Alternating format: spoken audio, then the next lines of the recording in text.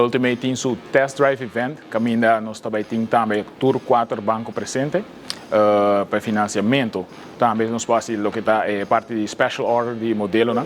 Eta aqui na Ultimate Automobiles, Diasabra awo de 9 para 3, caminda tem tour 4 banco presente. Qual é o que está bom para 3 elvas, tem employment letter e também o último 2 payslip e ID.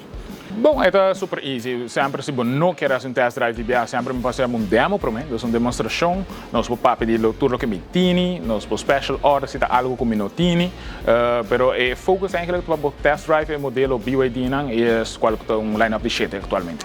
Focus para o test drive event aqui está mainly para BYD electric vehicles, que nós trazemos para 3 modelos ao vasto. Me tem line-up agora aqui de 7 modelos. E meeting 2 também chegando very soon. E algo na caminho? Sim, surprise está modelo eigenlijk que está plug-in hybrid de BYD que é pickup BYD Shark.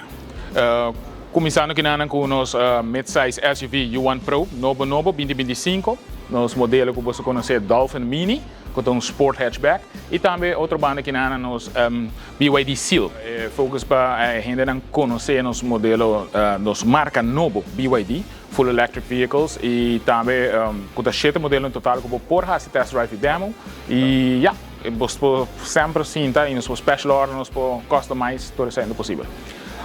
Correto. A mim está muito proud que de dezembro acaba esse training com a China para BYD, nosso official dealer de BYD na Aruba, caminha com nós está backed up com 8 anos de garantia de main battery, dus it's official BYD Ultimate Automobiles.